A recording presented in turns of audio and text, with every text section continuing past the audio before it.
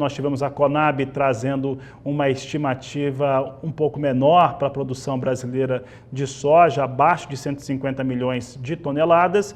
E os norte-americanos trouxeram uma estimativa de produção no Brasil, e aí o foco é muito Brasil, por conta da estimativa de produção geral, né, que vem desde quando essa safra começou a ser planejada bastante elevada, mas trouxe 156 milhões de toneladas de estimativa, reduziu em 1 milhão de toneladas. E também trouxe um fator curioso ali, subiu um pouco a estimativa de exportação, de 99,5 para 100 milhões de toneladas. Para falar a respeito desse relatório, de como que esses números afetam o mercado, nós vamos conversar com o Matheus Pereira. E Matheus, olha só, esse é um relatório baixista, é um relatório neutro. O que esse relatório trouxe de informação para o mercado ou praticamente protelou por mais um mês ter alguma pontuação mais firme, mais precisa em relação à produção não só do Brasil,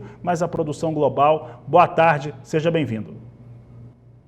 Olá, Fabiana, a todos que nos assistem também, tenham todos boa tarde. Tivemos sim, né, um divisor de ânimos ao longo do dia. Pela manhã, a Conab trouxe ali números um pouco mais condizentes, né, com a realidade de campo do Brasil, se tratando de safra soja, né, números abaixo de 150 milhões de toneladas, já são números um pouco mais realísticos, tá? Apesar de que a Pátria ainda estima, né, uma safra mais próxima aos 143 milhões de toneladas.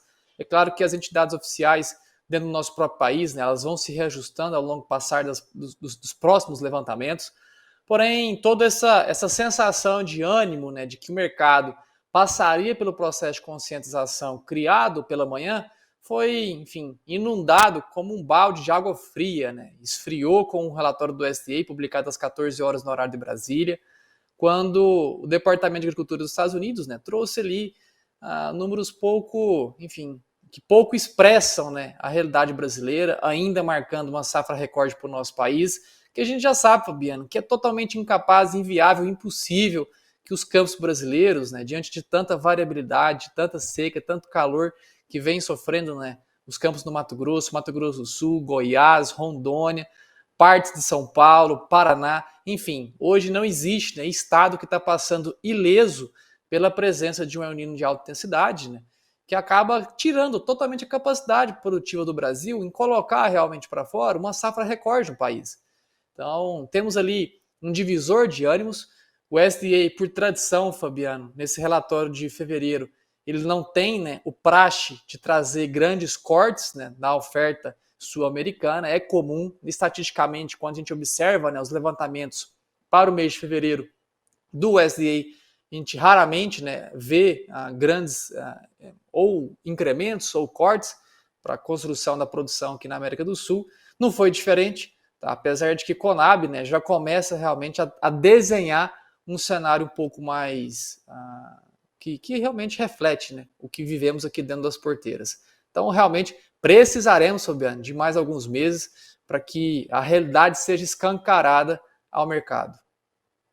Eu estava olhando aqui a oferta de produção, né? A produção total praticamente não tem diferença entre janeiro e fevereiro, eram 398 milhões 980 mil, passou para 398 milhões 210 mil toneladas, até porque não teve esse corte que era esperado no Brasil. E o mercado provavelmente acreditou que pudesse vir, vinha operando de uma forma, como você disse, e acabou ali próximo ao fechamento com números bem piores, né? Bem mais baixos, já operando no negativo.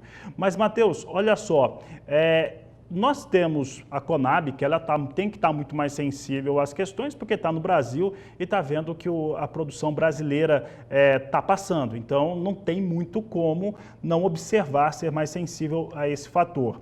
Já o Departamento de Agricultura norte-americano colocam esses números, estão mais afastados, não tem a tradição de ter essas alterações em fevereiro, mas o mercado, os operadores operam e têm a sua sensibilidade em cima desse relatório. Inclusive, esses números, do jeito que o mercado reagiu, invertendo como ele vinha trabalhando, isso deve se prolongar nos próximos dias ou o mercado pode fazer uma leitura diferente? Nossa, muito bom ponto, Fabiano, colocado. De fato, apesar das instituições, né, governamentais, oficiais, assim dizendo, sobre levantamento de safra, né, temos todo o mercado privado que também faz levantamento de safra, assim como aqui Nossa Pátria, né? E mesmo nas consultorias privadas de levantamento, Fabiano, há muito falta de consenso, né? A gente não tem realmente, né, uma estimativa homogênea, né, dentre todas as principais consultorias, né, não só do Brasil, mas de fora dele também, que fazem levantamento sobre a nossa safra aqui dentro do país. Então, há muita falta de consenso. Esse é o grande problema realmente do mercado. O mercado recebeu os números da Conab de hoje de manhã com muito otimismo, como você bem descreveu, né? Tínhamos lá quase mais de 10 pontos de alta no mercado da soja após a publicação da Conab. Veio o SDA às 14 horas, banho de água fria, o mercado zerou, começou a operar nas quedas, porém, né, já nessa reta final de sessão, se aproximando do fechamento, o mercado tomou um fôlego novamente, se recuperou, porque entende que apesar de um corte pouco, né, expressivo no levantamento do SDA, né, já indica que o SDA está em processo de corte, que deveremos ter novas reduções, que a Conab, instituição governamental e oficial do Brasil, já mostra uma realidade muito distante, né? Estamos falando ali de 7 milhões de toneladas, né, de soja a menos em relação ao Conab, com o SDA estimado. Então temos sim, Fabiano, a parte privada, né, realmente tentando já compreender que todo o baixismo observado na soja ao longo de 2024, ele já está em processo de esgotamento. A percepção de uma safra cheia, robusta, gigantesca no país já está em desconstrução, dando espaço ali para uma realidade um pouco mais problemática, assim dizendo, dessa safra 23-24 de soja no Brasil. Matheus, um outro fator, e aí eu falo sobre demanda, e vou fazer um comparativo aqui nesse relatório, demanda sobre soja norte-americana e soja brasileira.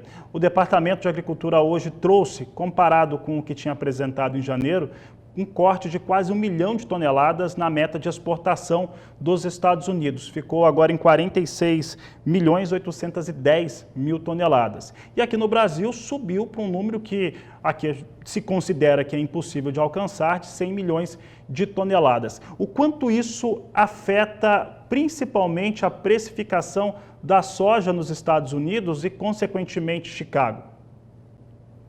Olha, Fabiano, bom ponto colocado, né? Se falar hoje sobre 100 milhões de toneladas de soja exportada no Brasil, não sobra uma biloca de soja ao fim do ano comercial 2024. Então, realmente, diante, né, de um cenário de corte de oferta, é impossível, improvável, totalmente incapaz com que o Brasil, né, atinja sequer algo próximo, né, a 100 milhões de toneladas exportadas. Não tem soja realmente para abastecer o mercado interno e que ser colocado, né, quase 100 milhões para fora do nosso país, como foi esse último ciclo safra 22-23, que encerramos com quase 102 milhões de toneladas embarcadas no nosso país. Então, realmente, toda essa mecânica, né, de elevar as exportações no Brasil, reduzir com pouca sensibilidade a produção brasileira de soja, mostra ainda, né, uma discrepância do Departamento de Agricultura dos Estados Unidos, o USDA, com a realidade realmente que vivemos aqui no nosso Brasil.